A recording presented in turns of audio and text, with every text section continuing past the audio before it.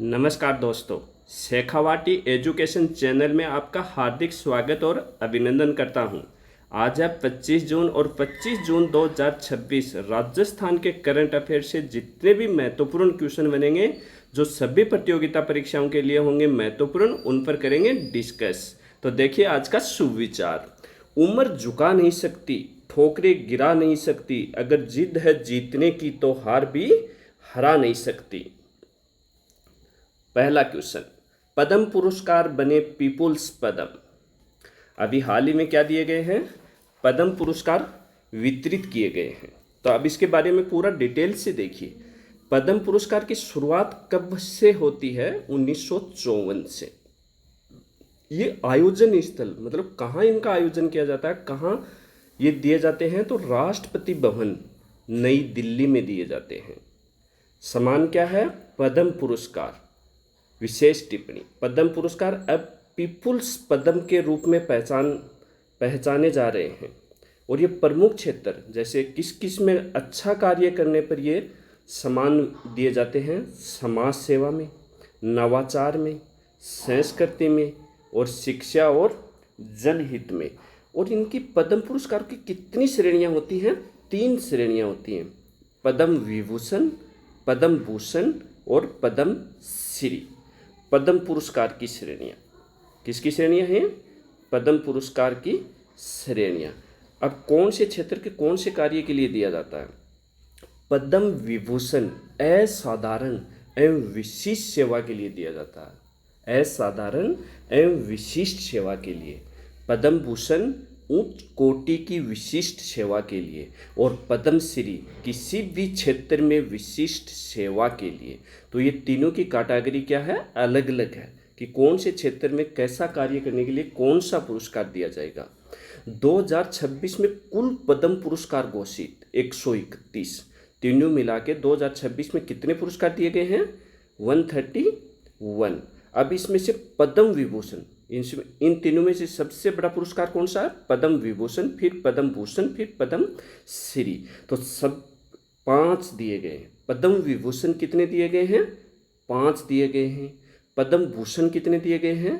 13 दिए गए हैं। और पद्म श्री 113, टोटल 131।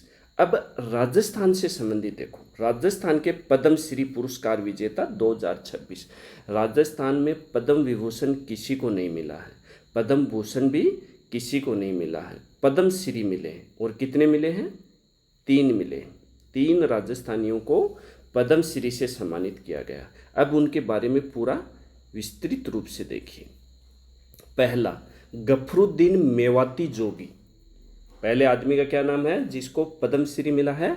गफरुद्दीन मेवाती जोगी। किस क्षेत्र में मिला है इसको?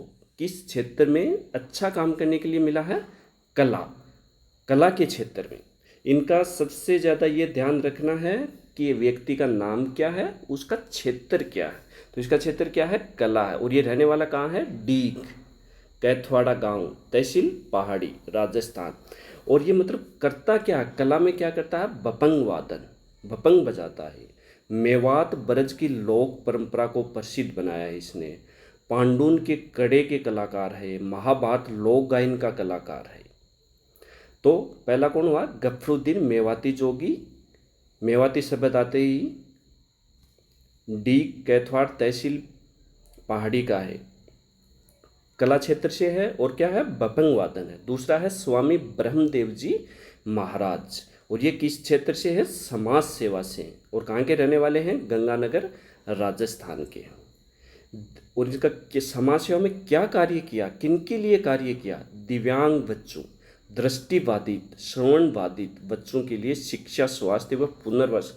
मतलब जो जिन बच्चों को दिखाई नहीं देता है, अपंग हैं, दृष्टिबाधित हैं, सुनता नहीं है, उन बच्चों को शिक्षा से जोड़ा, उनके स्वास्थ्य की देखभाल की, पुनर्वास कार्य के। इन्हीं की प्रेरणा से श्री जगदम्बा संस्थान और श्री जगदम्बा अंध विद्यालय श्री गंगानगर की स्थापना हुई।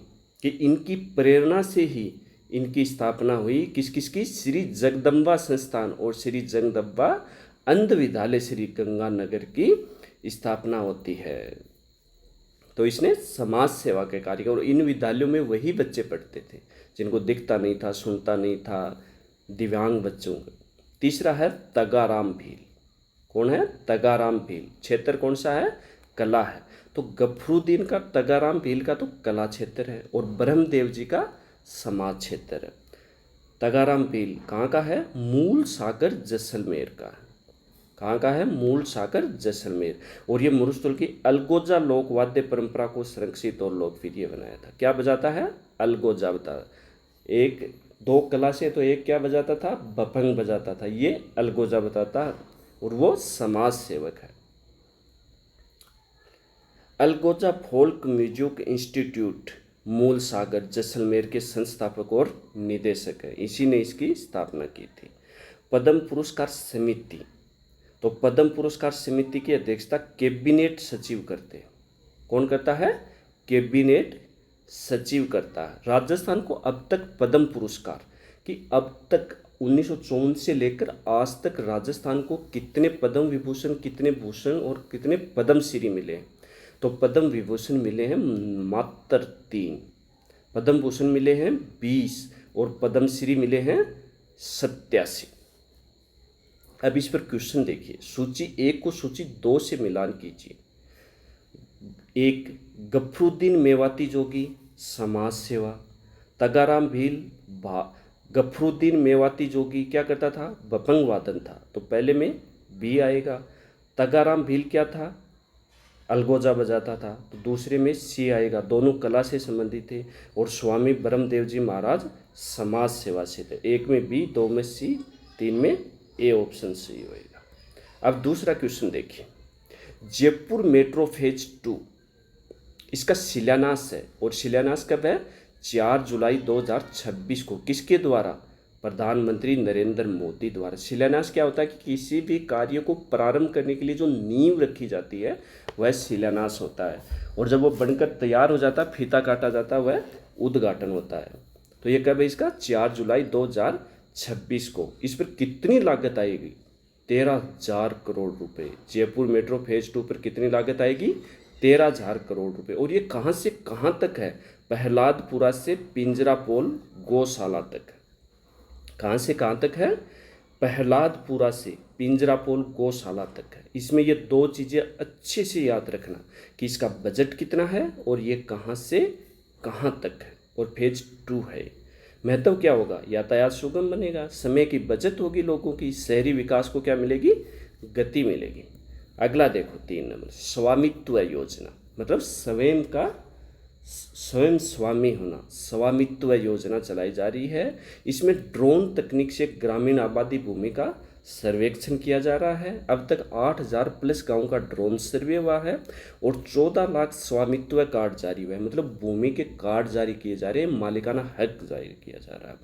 ग्रामीणों को संपत्ति का कानूनी स्वामित्व प्रदान करने की दिशा में महत्वपूर्ण पहल है। और ये किस मंत्रालय के अंतर्गत आता है? भारत सरकार के पंचायती राज मंत्रालय द्वारा लागू है। कब से इसकी शुरुआत हुई थी? 24 अप्रैल 2020 में राष्ट्रीय पंचायती राज दिवस के अवसर पर। किस दिवस के अवसर पर? 24 अप्रैल को क्या आता है? राष्ट्रीय पंचायती राज दिवस के अवसर पर आता है।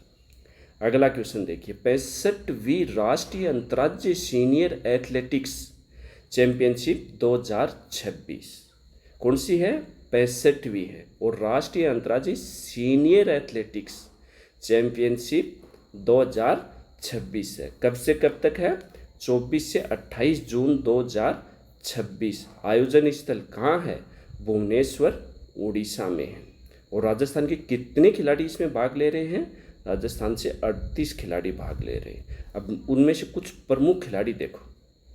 बसंत, जिसने एशियन अंडर 20 एथलेटिक चैंपियनशिप 2026 में गोल्ड पदक विजेता। किसका? बसंत किस खेल से संबंधित है? हाई जंप से संबंधित है। धर्मवीर चौधरी 400 मीटर धावक। Yashveer Singh javelin throw.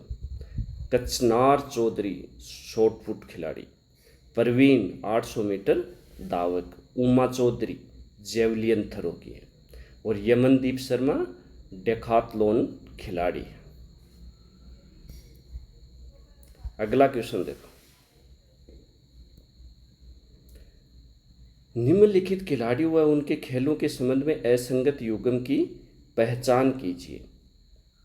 तो धर्मवीर चौधरी क्या है, 400 मीटर धावक, सही है ये तो। बसंत हाई जंप में गोल्ड मेडल आया है। कचनार चौधरी शॉर्ट पुट की है। उमा चौधरी शॉर्ट पुट की नहीं है, किसकी है, जेवलिन थ्रो की, जेवलिन थ्रो की है। यमनदीप शर्मा डेकाथलॉन का। तो ऑप्शन डी असत्य है, सही उत्तर डी होगा। 24वीं राज्य राइफल व पिस्टल शूटिंग चैंपियनशिप 2026 कौन सी है, 24वीं है। क्या है, राज्य राइफल एवं पिस्टल शूटिंग चैंपियनशिप 2026। आयोजन स्थल जगतपुरा शूटिंग रेंज जयपुर। आयोजनकर्ता कौन है, राजस्थान राइफल एसोसिएशन आरआरए। आरआरए के उपाध्यक्ष कौन है, गिरधर प्रताप। कौन है, गिरधर प्रताप। अब इसमें प्रमुख विजेता देखो, मोनिनी कौशिक, जिसने कौन सी स्पर्धा में 50 मीटर राइफल प्रोन में महिला में गोल्ड मेडल जीता है। और फिर इसने 50 मीटर 3 पोजीशन में ही गोल्ड मेडल जीता। मतलब मानिनी कौशिक ने 2 गोल्ड मेडल जीते, एक राइफल प्रोन में, एक 3 पोजीशन, और दोनों 50 मीटर की हैं, लेकिन पोजीशन अलग अलग है। प्रवीण चारण 50 मीटर राइफल प्रोन में गोल्ड मेडल जीता, और दीपेंद्र सिंह शेखावत 50 मीटर 3 पोजीशन में गोल्ड मेडल जीता। तो तीनों ने क्या जीता है, गोल्ड मेडल जीता है। अब इस पर क्वेश्चन देखिए। 24वीं राज्य राइफल एवं पिस्टल शूटिंग चैंपियनशिप 2026 के बारे में असत्य कथन है। आयोजन स्थल जगतपुरा शूटिंग रेंज जयपुर। आयोजन संस्था Rajasthan rifle association RRA. Manini Kaushik 50 metre rifle prone महिला में gold medal. Dipendra Singh Shekhawat 50 metre 3 position में गोल्ड मेडल। तो सभी कथन ये क्या है, सत्य है, सही ऑप्शन ई होगा। अगला क्वेश्चन देखिए। Diamond of Asia international award 2026 किसका है, 2026 का है, डायमंड ऑफ एशिया इंटरनेशनल का। और जिसे सम्मानित होने वाला व्यक्ति कौन है, डॉक्टर मीनू बेरीवाल है। Diamond of Asia international award 2026 किसे मिला है, डॉक्टर मीनू बेरीवाल को। और ये राजस्थान में कहाँ से है, जयपुर से है। और क्या है, विधि, काउंसलिंग, नैतिकता, कॉर्पोरेट गवर्नेंस एंड लीडरशिप से संबंधित कार्य करता है। और ये मिला कहाँ है, देहरादून में youth forum international conference and awards 2026 के दौरान देहरादून में मिला है इसको। तो अब इस पर क्वेश्चन देखिए। Diamond of Asia international award 2026 से किससे सम्मानित किया गया है, तो डॉक्टर मीनू बेरीवाल को। ऑप्शन डी सत्य कथन है इसका। महत्व क्या है इसका, सामाजिक जागरूकता, महिला सशक्तिकरण, काउंसलिंग के क्षेत्र में उल्लेखनीय योगदान रहा इसका। अगला क्वेश्चन देखिए। राजस्थान में 8 नए न्यायालयों की स्थापना की गई है। कितने न्यायालय स्थापित किए गए हैं, 8 नए स्थापना। और ये कब, अधिसूचना तारीख है 2 जून 2026 को। विभाग विधि व विधिक कार्य विभाग राजस्थान सरकार। और परामर्श किसकी थी, राजस्थान हाई कोर्ट की। तो कितने जिला न्यायालय बढ़ गए, 8, जिसे सेशन न्यायालय भी कितने बढ़ गए, 8। सेशन खंडों की पहले संख्या कितनी थी राजस्थान में, 36 थी। ये 8 से पहले कितनी थी, 36। तो 8 बढ़ा दिए तो कितने हो गए, 44 हो गए। किन कानूनों के तहत बढ़ाए गए हैं, राजस्थान सिविल न्यायालय अध्यादेश 1950 और भारतीय नागरिक सुरक्षा संहिता 2023 के तहत।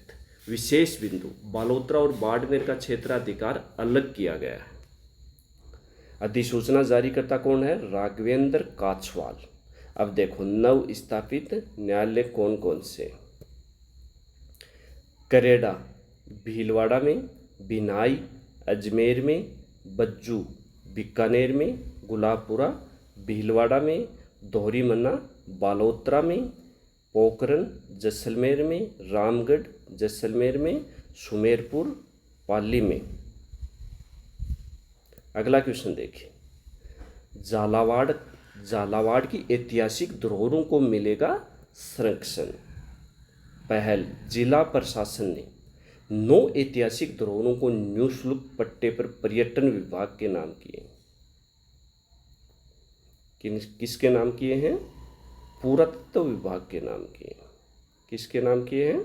पुरातत्व विभाग के नाम किए। 9 ऐतिहासिक धरोहरों को निःशुल्क पट्टे किसको दिए हैं? पुरातत्व विभाग को दिए। इसका उद्देश्य क्या है? धरोहरों का संरक्षण करना, संवर्धन एवं सुव्यवस्थित रख रखाव सुनिश्चित करना। और ये झालावाड़ की 9 ऐतिहासिक धरोहरें कौन कौन सी हैं? देखो, रोमन एक्वाडक्ट 150 वर्ष पुरानी जल संरचना है जो महाराजा पृथ्वी सिंह ने 1875 के काल में निर्मित हुई थी। गंगधार का किला, गंगधार का रानी महल, मिसरौली की बेसाल्ट चट्टानें, मनोहर थाना का किला, बेगम का मकबरा डग, कोटड़ा भालता के महल और बकानी का किला और रामानंद जी की छतरी गागरोन किले के निकट। ये क्वेश्चन मोस्ट है, इसको अच्छी तरह तैयार कर लेना। अगला क्वेश्चन देखिए, झालावाड़ जिला प्रशासन ने कितने ऐतिहासिक धरोहरों को, कहाँ का जिला प्रशासन है? झालावाड़ जिले का प्रशासन ने कितने ऐतिहासिक धरोहरों को, किनको? ऐतिहासिक धरोहरों को निःशुल्क पट्टे पुरातत्व विभाग को, किसको दिए हैं? पुरातत्व विभाग को के नामों पर उनके संरक्षण का मार्ग प्रशस्त किया है 9 ऐतिहासिक धरोहरों को। कितनों को? 9 ऐतिहासिक धरोहरों। और पुरातत्व सर्वेक्षण विभाग की स्थापना कब होती है? 1861 में होती है। कब होती है? 1861 में होती है। और इसके पहले कौन बने थे? Alexander Cunningham. अलेक्जेंडर कनिंघम इसके पहले अधिकारी थे। तो राजस्थान से संबंधित करंट अफेयर्स के जितने भी महत्वपूर्ण क्वेश्चन था अपन ने अच्छे से डिस्कस किया है। कल मिलते हैं नए करंट अफेयर्स के साथ में। जय हिंद, जय भारत, जय जय राजस्थान।